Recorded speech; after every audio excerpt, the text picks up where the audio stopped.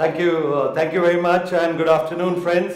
Please take your seats so that we could start.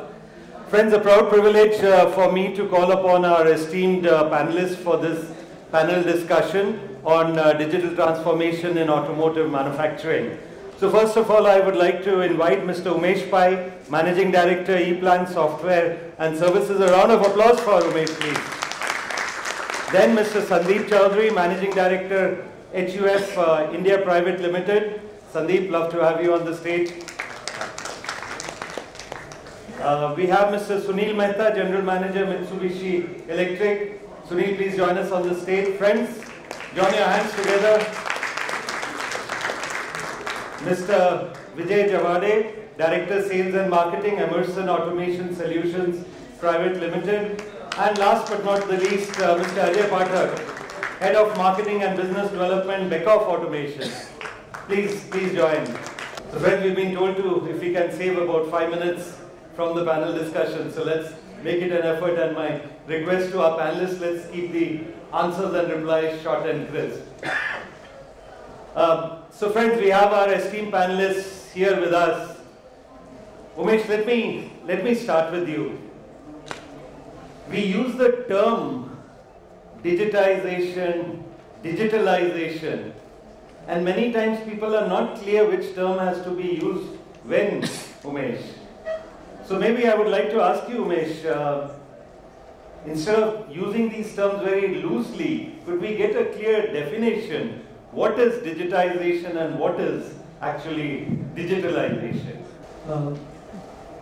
Sometimes it feels like splitting hair, but there is a clear difference between digitization and digitalization. Let me give you with an example. There is a drawing, I scan it.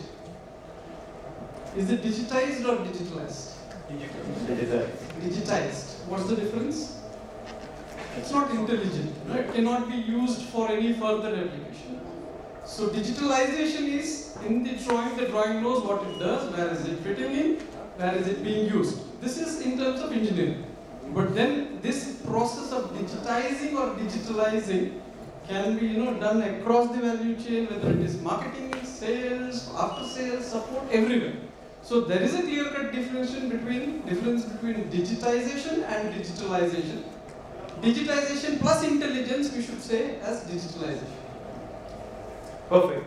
So what you are saying, Umesh, is we are drawing value from those, and it could be with the data, like you gave the example of the drawing, but also data. How do you have a collection of data, and how do you draw value from that data? How do you use the data? Right. Perfect.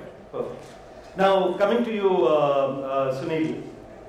Now, digital transformation actually goes well beyond just a catchword. Now, if we look at the industry, many people are not very clear what is digital transformation, how do they go about with the digital transformation. And as we heard earlier also, the MSMEs, Sunil. So what would be your piece of advice for the enterprises to have a strategy on digital transformation? It's a quite interesting question, and it will take a long time, but then I will try to make it very short. Frankly speaking, digitalization is in presence in India for many years, or in the automotive industries, whether you're talking about two-wheeler, three-wheeler or four-wheeler, as well as in auto component, digitalization does exist. It is already there, the journey has already begun in India as well as everywhere in the part of every corner of the world. What we want to say is that MSMEs, small SMEs and the big OEMs, a lot of equipments are there, legacy equipments and latest equipments are there, whether it could be a greenfield project or a brownfield project. The equipments are connected to the system, so that's a smart manufacturing or digitalization. Now, what exactly you are looking for the investment, for the energy saving, or for the quality or the productivity improvements. So these all are the various topics and various subjects, and the investments can go step by step into this direction. So that's the digitalization or connectivity of the various shops to the server, or could be a connectivity to the cloud-based systems. So that's the entire process, and that process can be done very systematic and step by step. So MSMEs and any SMEs and any companies, as in the morning session said, we should not afraid of any new technologies. We have got wireless technologies, we have got wire technologies, industrial Ethernet is becoming very, very popular in the manufacturing processes. So we can draw a lot of data from various equipments, whether it is a PLC based equipment or CNC based equipments. And the connectivities are done and the necessary data is fetched from the system and it is fed to the, it could be ABS system or it could be ERP, it could be SAP or Oracle. So all types of connectivity and all types of solutions are available and the solutions are available fortunately at an affordable level. We have a lot of alliance partner, e-factory alliance partner where these solutions can be deployed at a very affordable cost. So we should not think about having crores of investment or something like that for any journey of digitalization. So that's the point I would like to make. Thank you. Very nice. Sunil, I think that was a good start to the discussion also. And let's take it, friends, one step ahead. Let me come to Ajay and Sandeep. We heard also Mr. Goswami mention about the MSMEs. Now Ajay and Sandeep, we have 63, friends, we have 63 million MSMEs in India. And 99% of them employ less than 10 people. So when we talk about digital transformation for the MSMEs, this is quite a challenging task. Of course, we can have a whole discussion on this, but I'll just like to pick up 2 points on this, 2 important points. One is also, for example, Sandeep, there is a resistance to change. So maybe I'll request you to speak on resistance to change, and I will request Ajay to speak on another challenge that the MSMEs face is also actually not enough IT skill availability. So Sandeep, maybe you could start with resistance to change and I'll ask Ajay to chip in. That not enough IT skill, that is why there is that fear of adopting digital transformation. I think Rajesh, to be very frank, this change for resistance was there in the past and it will be there, to be very frank. And why there is resistance to change that everyone thinks that it will encroach in their area of working. You know, whenever you bring technology, people start thinking that they may reduce people, they may reduce their job, and the new guys who will come, they replace them. So this is the fear. And the fear brings the resistance to change. In case of automotive, say, I'll give my case itself. When first time I joined any company, Bosch. So I saw that people used to fill the papers. So sometimes customer visits, another paper added. Sometimes some Germans visit, another paper added. So in the last 20 years, I've seen only papers are adding. Means we are collecting data. So I think in the course of time, we became a kind of data filling employees everywhere in all the automotive industry. So instead of creating the brains, we created data filling executives. And I think there we have hampered their creativity. And this, to be very frank, what Mr. Pai used to say that digital. So we did digitization that time, that show productivity, show the customer rating. But was it linked with the actual processes? Was it linked with the actual condition? No, the intelligence was missing. And since we were filling the papers, we never thought of changing ourselves. We always thought, let us continue this, we will not change. So when this industry 4.0 came, digitalization happened, people started objecting that if machine will start thinking, what we will do. So again, resistance to change. So there, I would emphasize one important point about automotive MSME and automotive industry, which everybody knows that we do have MUDAs. MUDAs means losses. 7 MUDA, well known. 8 MUDA, using the resource in a wrong manner. Like if my BE graduate of 15 years experience is filling the data without using his mind, it's waste. It's waste.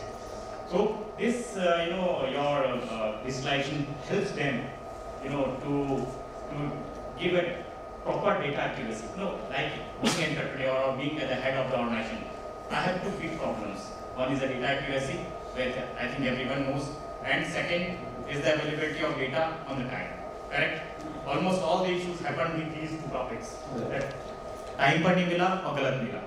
So we have the customer premium credits, we have rejections because data was inaccurate, data was not received on time. And here plays the digitalization or Industry 4.0 major. It helps you to give right data at right time.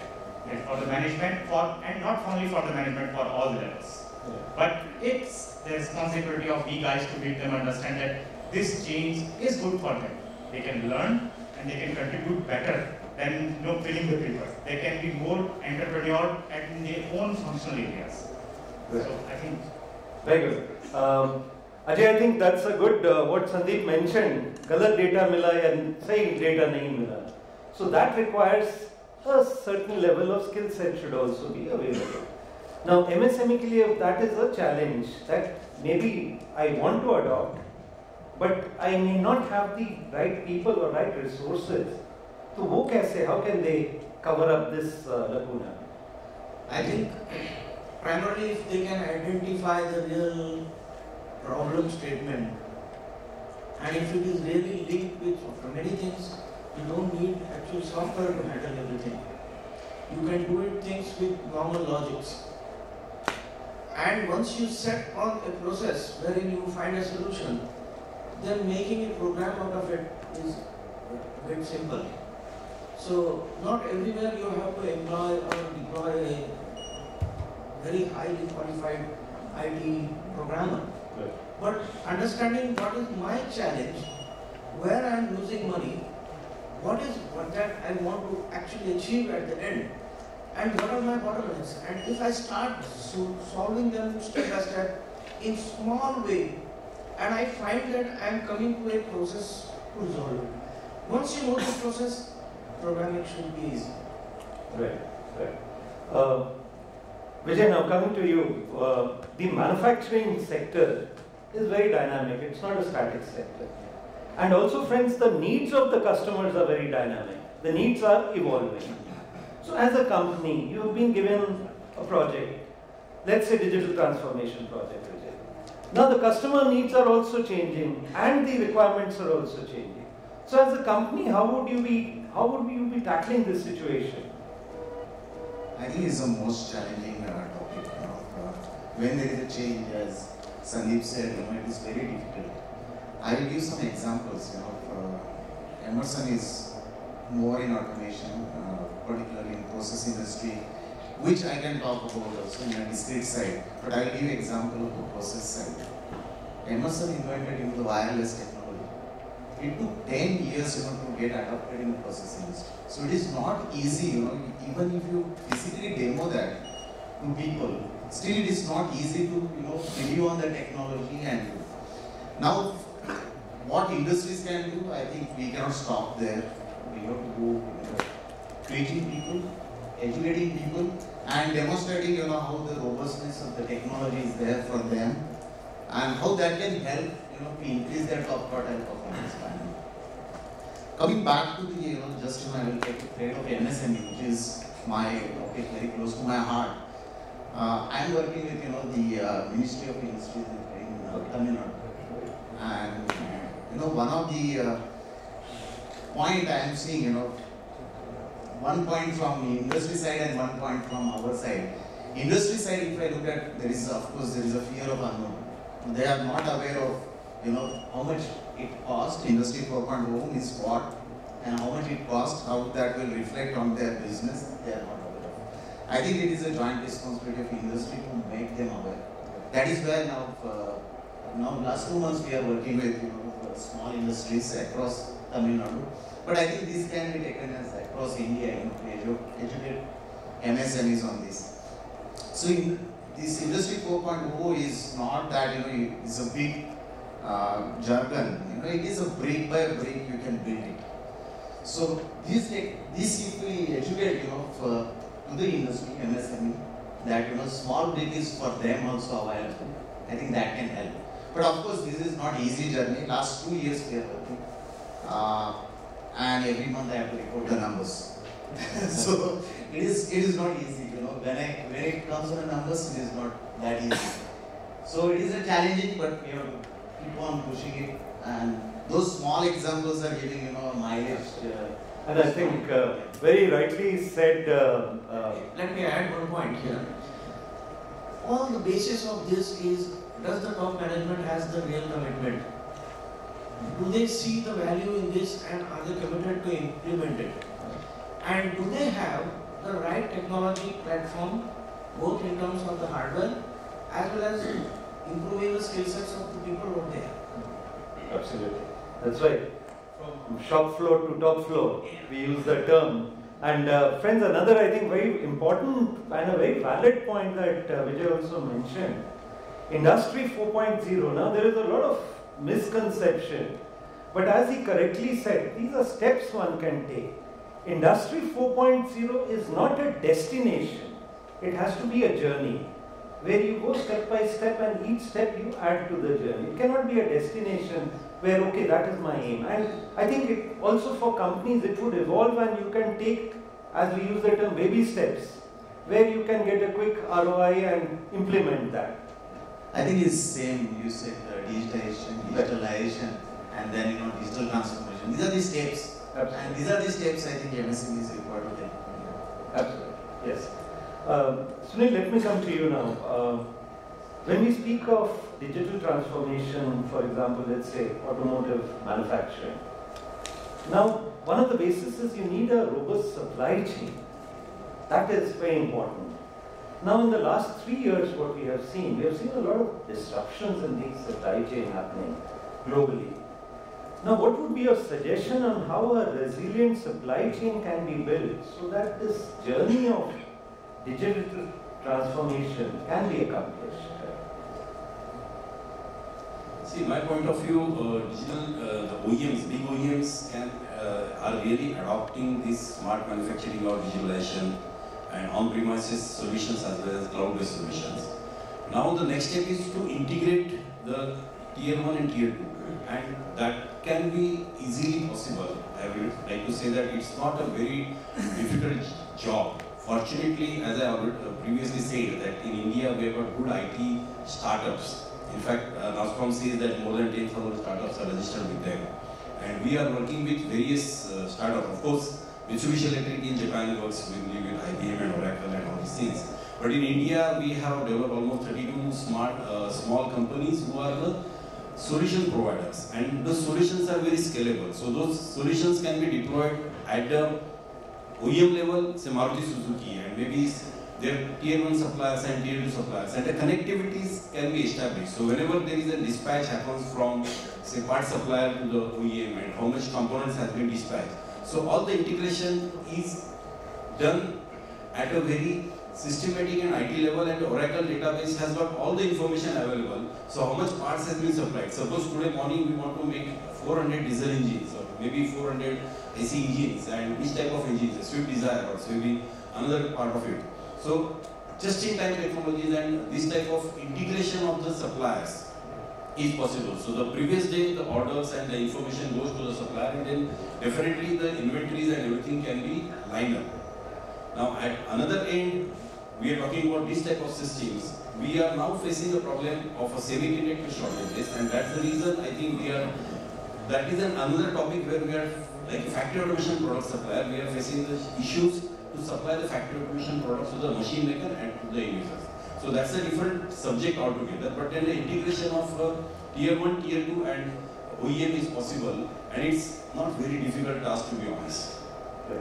And I think that will be very important also, as we have seen, Sunil, that with these disruptions happening on a regular basis, some event or some unprecedented or event or the other, so resilience in supply chain is very essential. Yes. Umesh, let me come to you, and I'll also like Ajay to loop in here. Umesh, in the software industry, now the subscription model is very common. But however, when we speak about digitalization, for companies to get a faster return on investment, do you see in the machinery or equipment industry also using that as a service? Is there a possibility? It's already there. It's already there. I just want to link to the older discussion that we had. For a small scale industry, when they are looking for a 4.0, should they be nervous or not? One of the things that they should do, adopt 4.0, is that the model of their business might itself change. For example, just to give an example, the compressed air. Should I buy a compressor, or should I buy compressed air? The point today is we don't have enough data to justify. But in case everyone adopts the technology and has an open mind, the business models change. Actually, there is nothing which is sacrosanct today. Everything is open to change. I would have only one suggestion for the industry: is start with the paradigm of opportunity, like the presenter in the first said. Look at this paradigm of opportunity rather than as a challenge. Yeah, right. Yeah. Ajay, would you like to also share your views? Yeah, I would like to share is, it's not that complex as it is seen. Okay. If you see there is an opportunity to make money, finally businesses are to make money. And there is no shame in acting for it. If this is an opportunity as a service, implement it. If you think, but for that matter, as I said, if you have data, enough historical data, then you can decide whether it is appropriate to go for a service or for ownership. Yes, sir. You want? Yeah, I have quite two nice examples of digitalization which I have seen in the last 7-8 years. First thing is the toll collection, which went from manual to FASTag, now going to the GPS enabled. This is the biggest example which not only improved the toll collection but the wastage of the fuel as well. So, first example. Second, which I think everyone is using is phone pay or Paytm. If everyone remembers how many times everyone has to visit the ATMs every month, and now I think hardly any month we visit. I think every month I carry just 2,000-3,000 in my pocket and it lasts for the whole month. Yeah, buys those 10 rupees. Even the tire pressure, the tire guy has paid 10 rupees for checking the tire pressure. So it's so easy. And I think it's one of the biggest example where even Indians, we never believed that this could happen. I remember in 2014 or 15, if somebody would have talked about this, we thought it's a joke. How it's an illiterate country, with 60% guys don't know how to do how to operate the mobile. Now I think everyone, 95% plus guys know how to do the digital transaction of and it's the biggest example which gives not only data transparency, currency movement, the taxation structure, it has helped everyone. And I think this is one of the biggest example of digitalization. And I think everybody can now assess that what is the potential of digitalization after seeing this revolution across the globe. I think India is one of the countries across the globe which moved from 2% to 60% plus, movement by digital movement. So I think it has immense potential. Absolutely. And in fact, I'll come to taking a clue from that, Vijay, come to you. Now we are talking about connected systems, we are talking about digitalization. In the previous session also, we heard about connected vehicles. So there's a lot of data that will be collected, Vijay.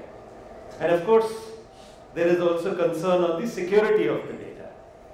So what is your take here, Vijay? How can this data be made secure, or when we talk about cyber security?